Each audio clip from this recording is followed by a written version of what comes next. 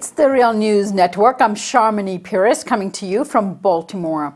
Turkey's military and Islamist rebel group supported by Turkey took over the Syrian city of Afrin on Sunday.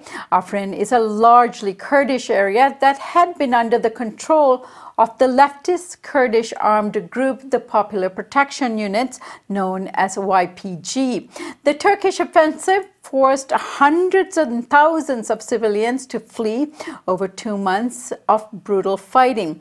After seizing the city center, jihadist rebels embedded in the Turkish army immediately began looting civilian homes and burning down Kurdish properties.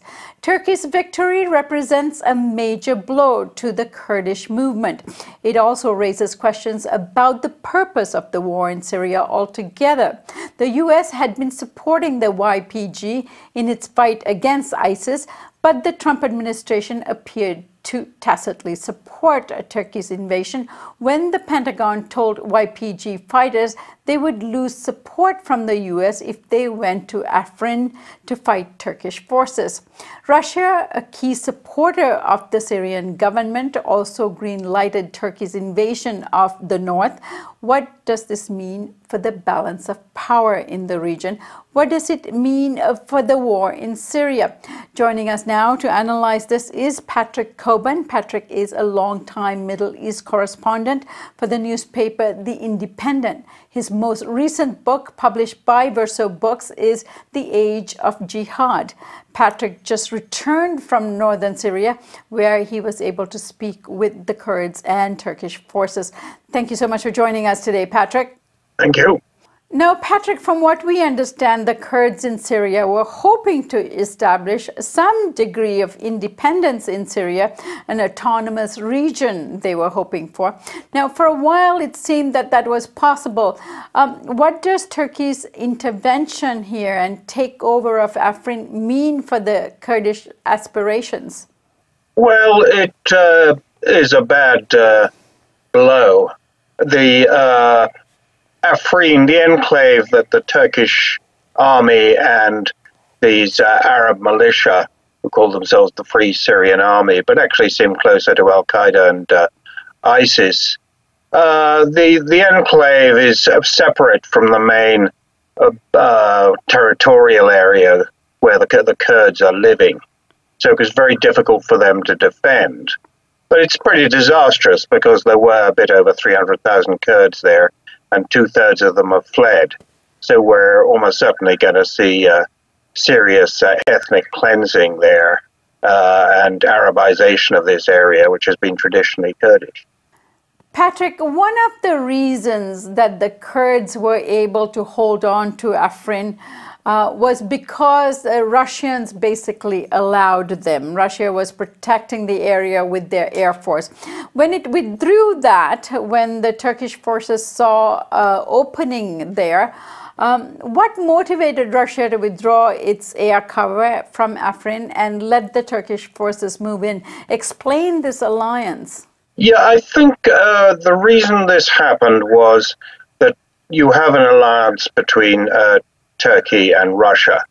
Russia is kind of keen to detach Turkey from NATO and the US. Now, in the middle of January, Rex Tillerson, who was then US Secretary of State, made a statement which had explosive effects. It said the US was going to stay in Syria, although it had promised the Turks that it would pull out after the defeat of ISIS, of Islamic State. It said that it was going to roll back Iranian influence, that it was going to seek a transition, so President Bashar al-Assad would leave power. He is, of course, a close ally of Russia. So it was a very ambitious program. It was also, the US was also going to stabilize Syria. Now, the effect on the Russians, I think, was that the US was playing a bigger role than before.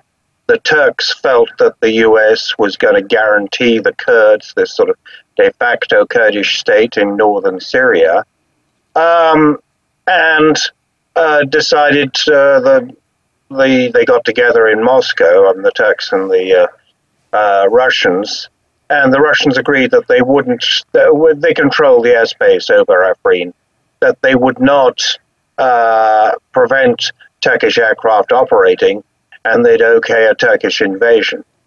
That's really the reason it happened. Now, Afrin is a bit different from the other Kurdish areas, because the US has never said that it would protect that area. It has said that about the rest of the area, that sort of the YPG, essentially by the US Air Force, had taken from Islamic State. Now, of course, what does this now mean for the U.S.? Now, the Syrian Kurds and the YPG were important allies of the U.S., and as a ground force against the government of President Bashar al-Assad, they were fairly effective and supported by the U.S. Now, has the U.S. lost its grip now? If so, does this mean that this will make it easier for Assad to regain control over this region? Well, They both want to be influential in Syria.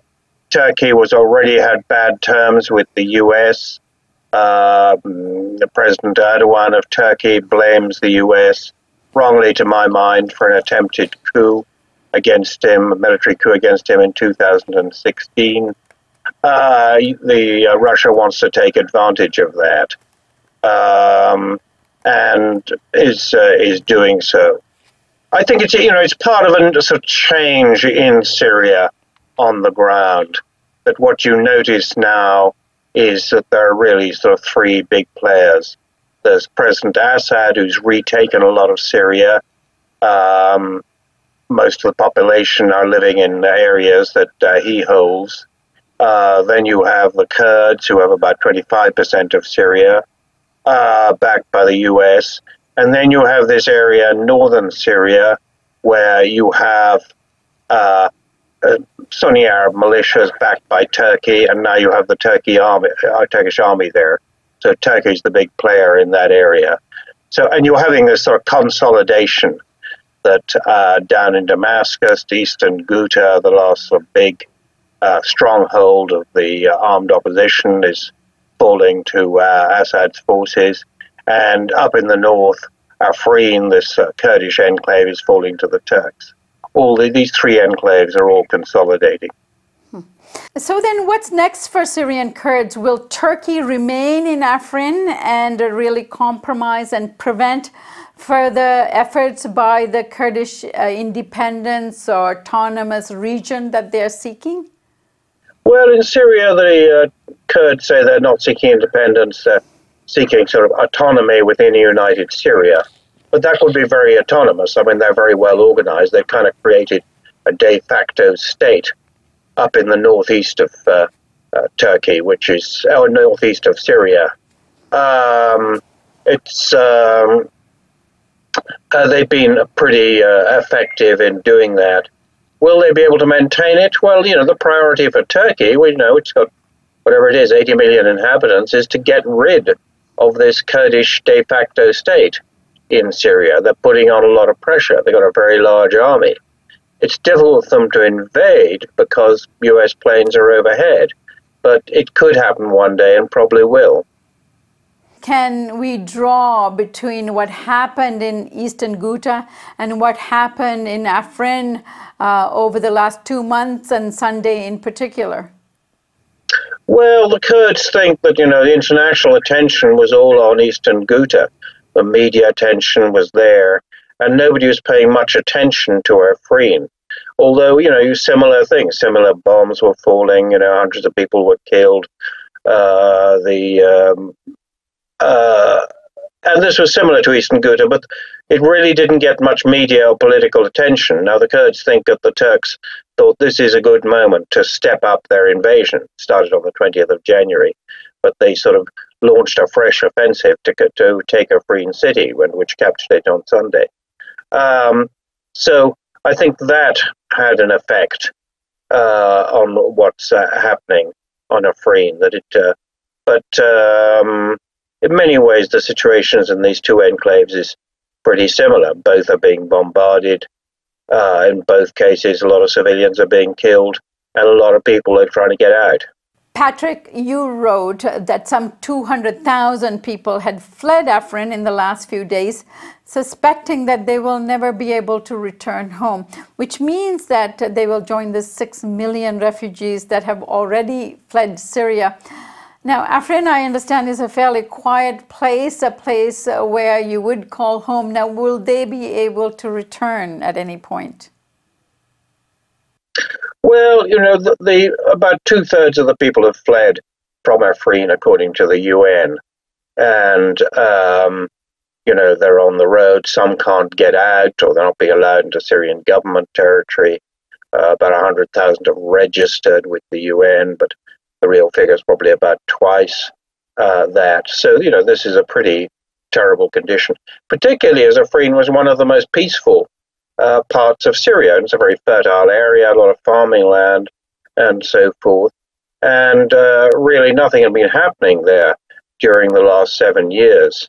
And suddenly the whole place is, been devastated. As you say, there's a lot of looting. You can see film of, these militiamen driving away tractors, looting the shops and so forth. So, and then we have these videos of fighters, Arab fighters, saying we're going to get rid of the Kurds, and Arabs who've been displaced elsewhere will come here. So we're having a sort of demographic change on a big scale in this place. Where the displaced people will go, maybe they'll go to the main Kurdish region. That seems quite likely. Maybe they'll sit in camps around Aleppo. They just join this great sort of swamp of human misery that we have in Syria. All right, Patrick, and thank you so much for joining us today. And we'll certainly be back to you very soon. Anytime. And thank you for joining us here on the Real News Network.